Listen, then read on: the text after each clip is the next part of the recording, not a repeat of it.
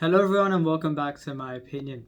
And Australia have won this World Test Championship final game by 209 runs, meaning that they've secured their hands on the Mace. A fantastic win for them and a deserved one, and congratulations to them for winning this final. As I'd said during the last part of my review of day 1, my twin brother and myself went to watch the game live on days 2 and 4, and I was going to post a video giving my views on the events that transpired in the game on day 2 and my experiences watching the game live.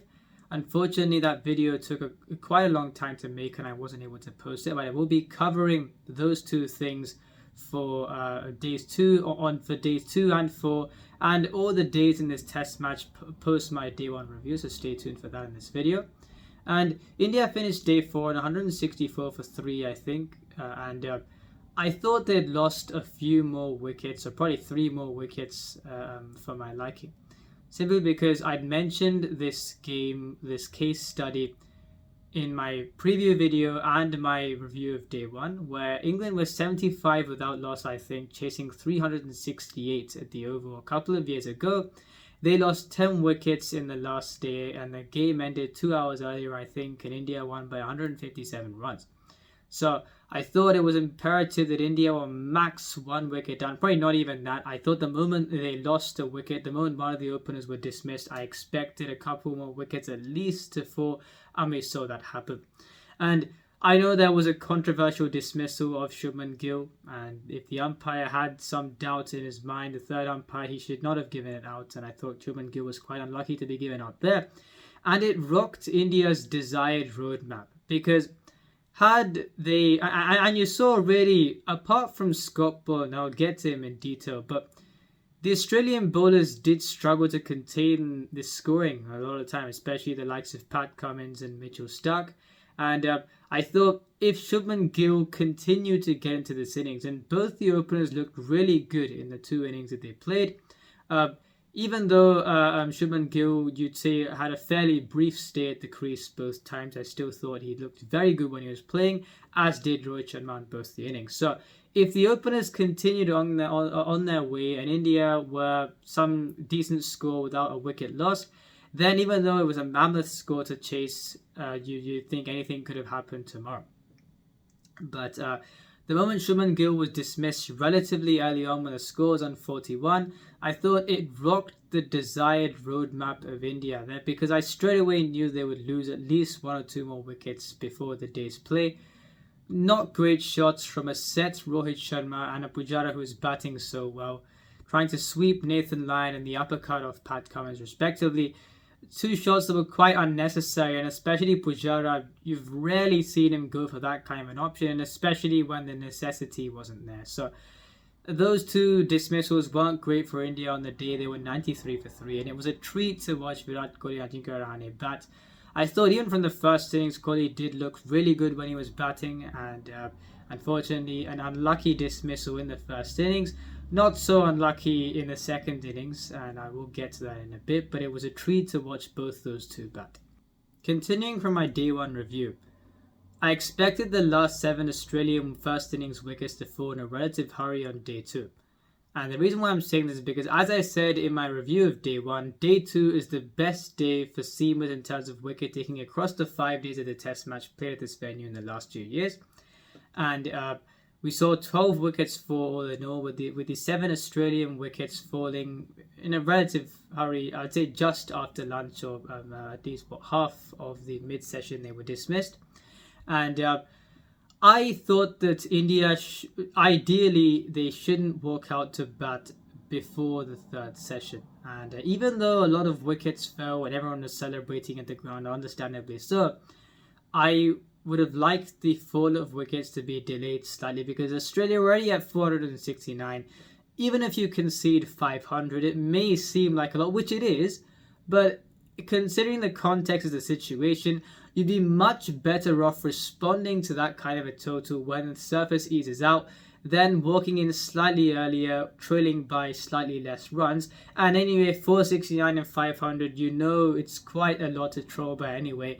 And in the overall context of things, it doesn't make too much of a difference, especially when walking out earlier, trailing by less runs, actually disadvantages you at that point in time.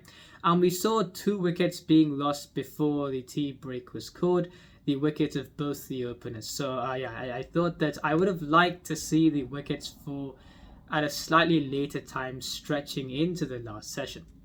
3 more wickets fell in the 3rd session on day 2 before the close of play. And apart from Virat Kohli, who was dismissed in, I thought, quite an unlucky manner, with the ball bouncing up quite a bit, the other 4 dismissals weren't too great. The LBW from Rohit Sharma, the misjudgments from Shubman Gill and Cheteshwar Pujara. And I thought Ravindra Jadeja, despite the fact he played a brilliant innings until then, he fished slightly outside off against Nathan Lyon and he was caught at slip. India were 152 for 5 at the end of day's play, and compare that with being 43 without loss, getting ready to capitalise on a surface that was easing out at that point in time against England a couple of years ago. This was a completely different situation, and things really were going quite against my desired roadmap for India to salvage a draw.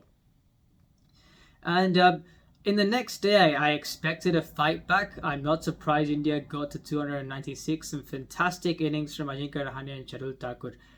Rahane was 42 of 90 and scored 47 runs off his last 39 balls. And we know he's an aggressive player and he did show that. And Shardul Thakur, we've seen a lot of the times he scored some quick fire impact 50s in famous test victories and in famous overseas test victories. In this case, he reined himself in and was hit a few times as well, but played a fantastic knock of 51. And him and Rahane were the reasons why India got to 296. This may sound a bit greedy, but I think when they were 261 for 6, she thought if these two could bat a bit longer, take it to about some 300 and something or so, India would be trailing by less. But I thought 296 was an expected score. And from the position India were at, I still thought both Rahane and Thakur batted brilliantly to get them there. And a bowler who had had India batted first, I didn't think he would have been as effective, even though he hasn't played a test match in England thus far, so I didn't entirely know how he would do. But especially since India bowled first, I thought on day 2, the best day for seamers, you've got a Scott Boland bowling when the surface quickens up and the seamers will enjoy bowling on it.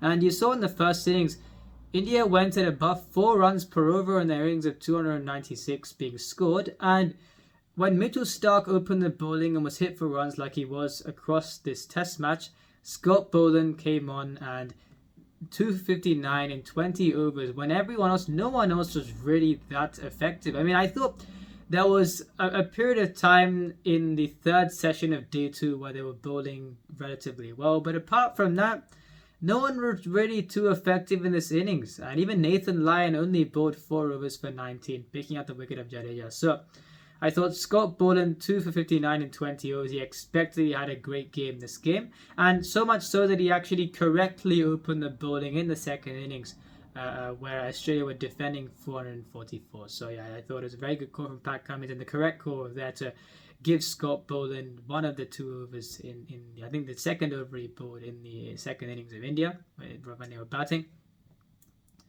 And I thought, right, would India have taken 296 in response to what Australia got and with the nature of the surface, how it plays out across 5 days? No, they wouldn't have. But I expected this fight back. They probably couldn't have had a better day 3, I thought. The reason why I'm saying that is because day 3 is the best for batting across the 5 days at this venue in the last few years. And the last time India were playing, they really capitalized on day 3. So I think Australia being 123 for 4 and 44 overs at the end of the day's play was a let-off for India. And this was the best day India could have had, really, realistically. So yeah, I thought that Australia was still firmly in front at this point in time, but India had the best day they could have realistically had. We went to the ground to watch the game live on day 4, and at this point in time also explained day 2 as well. But before that, actually, I'd like to say, well, Australia were 123 for 4. The wicket of Marnus Labuschagne was lost early on off the bowling of Umesh Yadav. And this is where I didn't get it at all. So they're 167 for 6. And the moment Alex Carey, I think Mitchell Starc and Alex Carey were batting at that point in time, the moment Alex Carey walks out to bat, I think Shardul Thakur goes to deep square leg, and they have, I think, two deep fielders out on the square boundaries at times. And what I was confused about was that for Mitchell Starc, they brought the fielders in, and when Alex Carey was batting, Shardul Thakur was standing in deep square leg, and someone else was standing at deep point. And I thought, if he's going to take someone on, he takes on the spinners. He doesn't take on the pace. He'll be just allowing him to get easy singles. If anyone takes the bowling on, it's Mitchell Starc, but you keep the fielders in for him. So yeah, that didn't really make sense.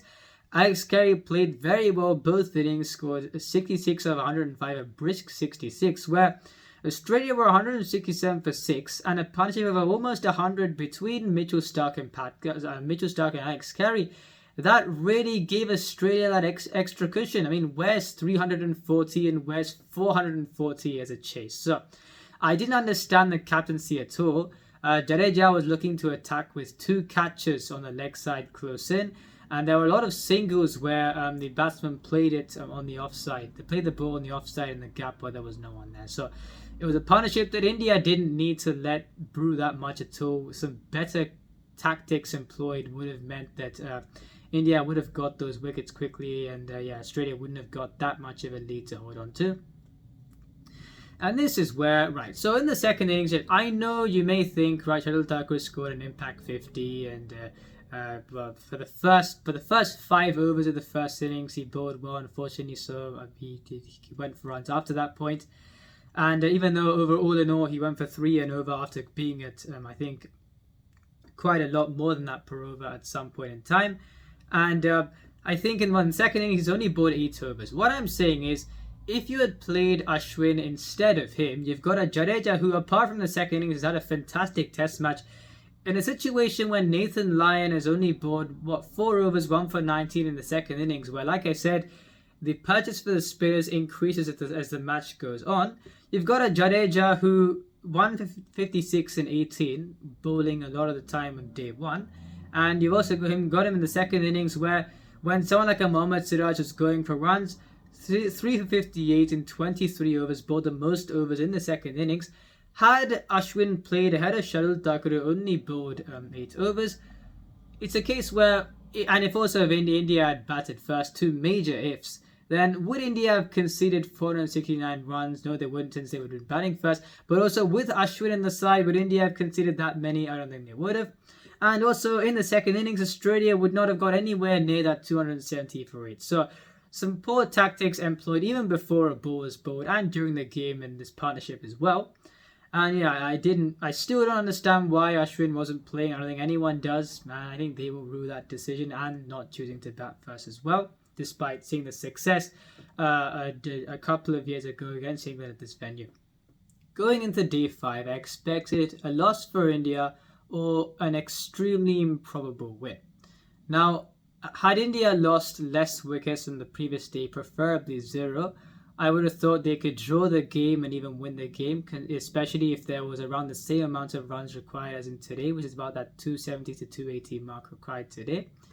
But losing 3 wickets already, especially the wicket of Gill, someone like a Rohit Sharma, both those two are looking fantastic in both the innings of this game, and a Pujara who is a rock for the side. So I thought losing those 3 wickets especially was a huge blow. And while Kohli and Rahane were looking really good from the previous day, I thought it'd be a huge ask for them. And having said that, now on day 1, I'd said that, I think on day 1, on my match preview, I'd said that Nathan Lyon in the 4th innings would be a threat. However, you would have heard this phrase a lot, where the surface on days 4 and 5 played like a subcontinental surface. There was some turn from the rough, and I thought that would help Nathan Lyon. However, him and the other bowlers wouldn't have liked bowling on a subcontinental surface such as this one on day 4 and day 5. And I'm not saying this in a salty way at all. But in Australia's, or in the 3rd innings of the game, I thought India outbowled Australia on the very same surface compared to Australia bowling in the 4th innings. And I thought on the subcontinental surface they managed better. I think they're probably more catered to manage better because they bowl on these type of surfaces more often. And you saw for Australia, someone like a Nathan Lyon, who before I'd said, oh, maybe he'd do something in the fourth innings. Yes, 4 for 41, but he got 3 other wickets when the game was done. And from his point of view, he was trying to get the ball to go to the close-in fielder on the leg side, I think the short leg. And in the end, I thought Virat Kohli played in both of those two. Ajinkya Rahane more so defended him, and Virat Kohli really played the ball into the gap past the short leg fielder for singles. I thought he was trying that same mode of dismissal a lot of the time, and it didn't work out for him at all. So Nathan Lyon's effectiveness wasn't really seen too much in this innings, and even the wicket that he did get earlier on, I thought was a poor shot from Rohit Sharma. So Nathan Lyon's effectiveness wasn't seen too much at all in this innings, and only bought 4 overs in the first innings that Australia bowled. And you see here a bowler that was really vital for Australia's victory was actually Scott Boland, because India were 179 for 3 before Virat Kohli was dismissed. A case where he played a miss at a couple of deliveries. I think he was on 44 of 60 from the previous day and had scored 5 runs in, I think, 18 or 17 deliveries before he was dismissed. So he was really looking to get a boundary. And we know he likes to play the cover drive. He bowled the sucker ball wide outside off, and a brilliant catch from Steve Smith at slip. So I think that it was a very good plan from Scott Boland. And from that point onwards, you thought the game really did shift in Australia's favour. 2 balls later, the wicket of Ravindra Jadeja. And at that point in time, the game was firmly in Australia's hand, and it was a formality from there. So really, Scott Boland was the guy for Australia in the second innings.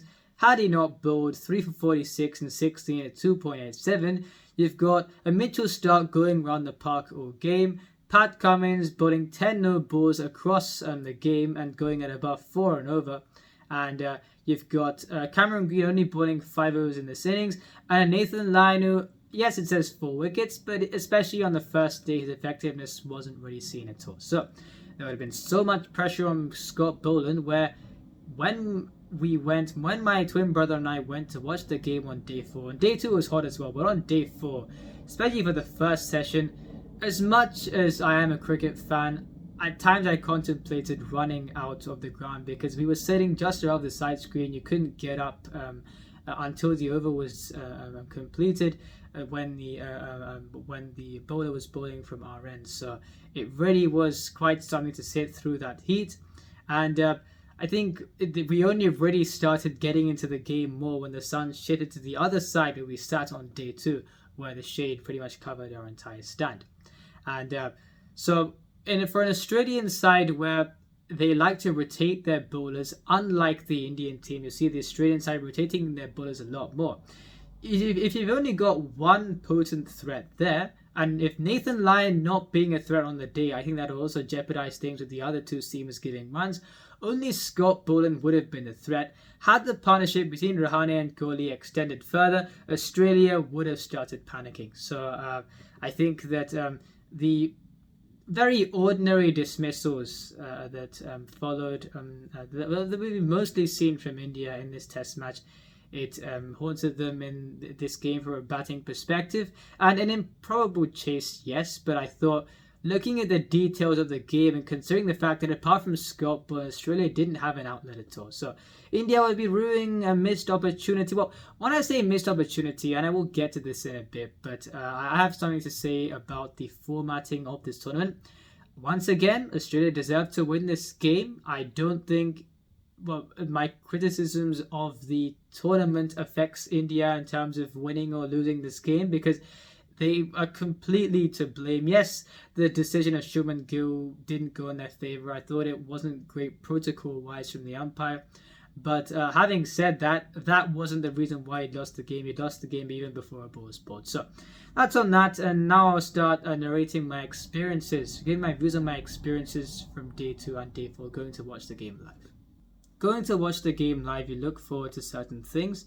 And I was waiting outside the ground on day 2, getting ready to enter, I think by the main entrance, and 2 cars pulled up by the gate, and 5 individuals emerged from the 2 cars, those being Harsha Bogre, Ricky Ponting, Sunil Gavaskar, Dinesh Karthik, and who was it, Justin Langer. I think at least those 5 were there. I thought there'd be more security. I didn't expect them to walk right past us through the main gate. I thought we'd see them from a distance. For example, Ashraf Ogwe interviewing Scott Boland after the day's play. So I expected such surreal moments to occur as the day went on, but I didn't expect that particular moment. My brother and I found our seats, and we've been lucky enough to get seats near the players area and next to the steps the players walk down. Apart from on day 4, we've been seated there on the 3 or 4 times we've visited this ground. And seeing the players in the flesh after watching them on TV and the umpires, the commentators as well, it's quite a surreal feeling.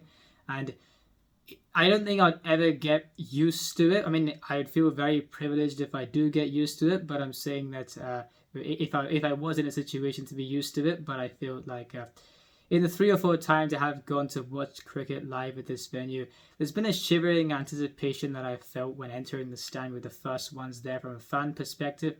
And Australia were already training by the time we went inside the ground, and also India arrived at around 9 a.m. And while seeing any player in the flesh, seeing the umpires in the flesh as well, Kumar Dharmasena walked right past us effectively during the break, since I think he was the 4th umpire. And there was one reason why my brother and I chose to go to the game on day 2 and on day 4, and that was to see Ravichandran Ashwin in person. Ashna, as we call him, Na meaning elder brother in Tamil. And we were really looking forward to seeing him and potentially talking with him in Tamil. He entered through the door in the players area. He sat down and he looked at us, and he waved.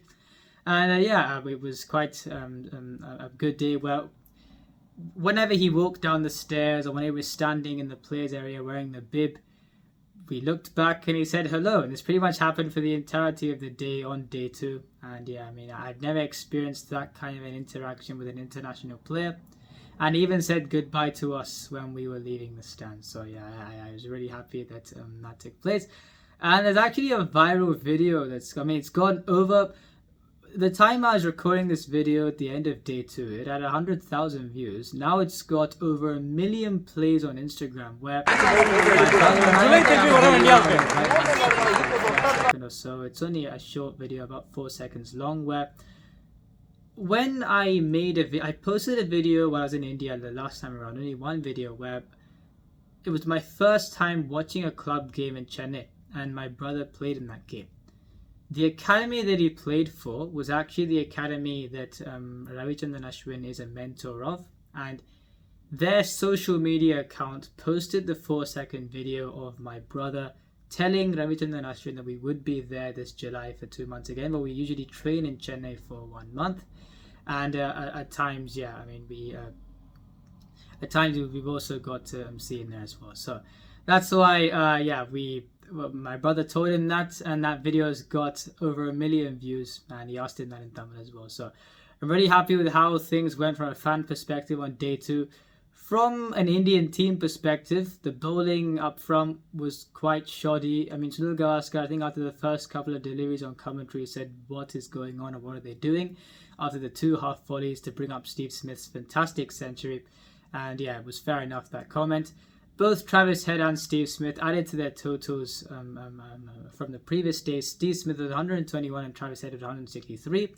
Like I said, I expected the wickets to fall like they did, but honestly, since we were next to the players, it was such a surreal feeling. And since our left eye was on the players area and the right eye was on the game. And even though template-wise things didn't go well at all for India on day 2, I still thought that it was a great day out.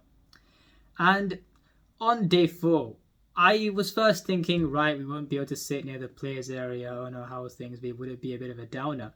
And even now Ashwin actually does a few laps of the ground before play starts, and like I said, we would have wanted him to play in this game regarding India's chances, but he did a couple of laps before play started, and on the second lap we said hello Ashna, like we said, and said some things in Tamil. We said look here in Tamil, and he actually waved at us, and so I was actually quite surprised, even though we're sitting at the opposite end of the ground.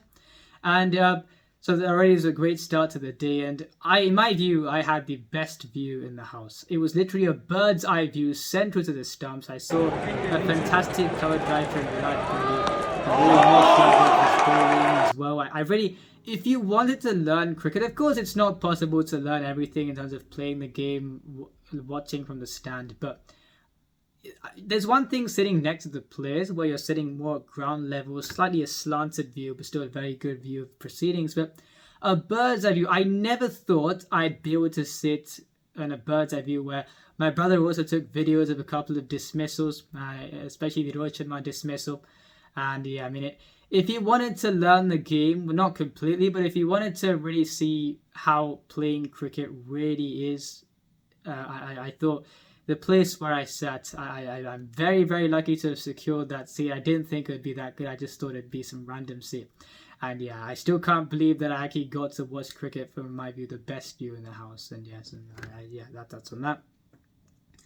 And it was a case where, like I said, a day where, because I sat there, I could see the field placings and I didn't agree with them at all. Like I said, the moment Alex Carey walked out to bat, you've got Shardul Thakur fielding at square leg, and they brought all the fielders in when Mitchell Starc was playing. A 90-odd partnership that was got there, and that really increased the cushion for Australia. And like I said, I mean, today was even hotter. I'm glad I didn't go today since the match ended early as well, but the previous day, it was quite hot. For the first session, I'll be honest, like I said in the previous segment of the video, I felt like running out at times during the first session. They say time flies when you're having fun. Time did not fly in the first session, but after that point, the sun went to the other side where we're sitting on day 2. So really good days out on day 2 and day 4. Then since we went to the Arundel club, we weren't allowed to go inside, of course, but since the Indian team was training there, we went to outside the door. We saw Rohit Sharma, but Chadeshwar Pujara went by as well, and we saw the team bus. So since we saw the team bus, the moment the game ended, we went there, and there's a video at the end where I'm calling out the names of the Indian players, and a lot of them look at the camera and say hello. So it was a really good day on day 2 and day 4. Some great accessibility in this ground, I thought, from a player's point of view, sitting in that stand on day 2, and to really look at the game from a cricketing point of view on day 4. So that was on that. Unfortunately for India, a loss here, and for Australia, a fantastic win for them. I haven't talked about them at all, but yeah, I think a fantastic win for Australia. The Ashes are next, and yeah, they deserve to really win this game. And I will be speaking about the formatting of this tournament as well in the next part of the video. Before I talk about the formatting, do I think there was any other outcome that would have been more deserved than an Australia win? No, I don't. Australia outplayed India in this game, and like I said, India lost this game even before a ball was bowled with 2 major calls they took. So Australia completely deserved to win this game. But about the formatting of the tournament, I'm in the camp, like others, that it should be a best of 3. Even Rohit Sharma said that today. And I think when you're playing test matches across 2 years, especially a final in a neutral venue, well, yes, you think a final is a final and that's one game, but I just feel in a neutral venue, you think a best of 3, especially test cricket with all the variables involved, played over 2 years, only decided by 1 game. I just think that a best of 3 is the best case scenario. And on the formatting, you've got an India where, and this isn't me being salty by any means, but you've got India who tour South Africa, tour England, 2 tough places to tour, lose 2-1 in South Africa, 2-2 draw in England, and in both cycles they get to the final. And you've got other teams that play against, quite frankly, lesser sides at home a lot of the time, and they don't go away from home anywhere near as much. And New Zealand, for example, last time around, and again, it's not me being salty, they got to the final because of a docking of a point from Australia, and had already played a series against England before India had played any cricket at all at that point in time. So I just think the formatting needs to be more standardized for everyone, and then we'll see a more fair tournament where did India deserve to win this game? No, they didn't. But have they been dealt a fair hand across this cycle and the previous one? No, they haven't. The rule was changed because of COVID to win percentage, and even then they got through the last time. So that's my view on that. I hope it does improve. If you enjoyed this video, please like, subscribe, and share it with your friends. Remember, this is my opinion. What's yours? Hey!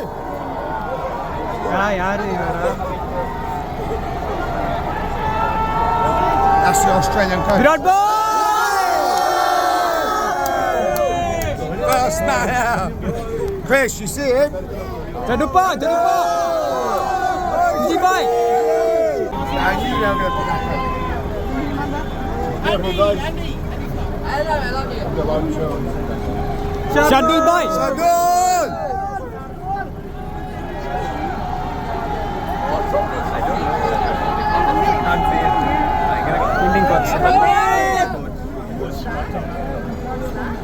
That was a record. It's a coach. No. Rahul bhai. Doctors. No, it feels like this.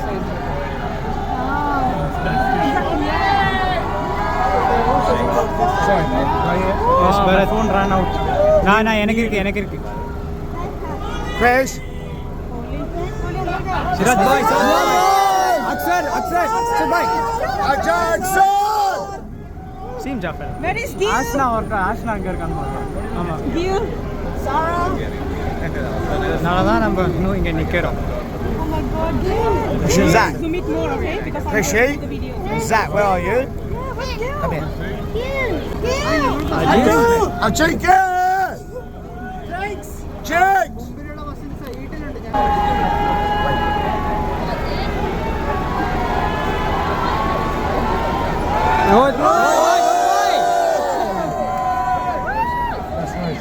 The first man they sent out. Gil bhai, Ishan bhai. Mace bhai. Ashna, Pakala. Oh, Gil.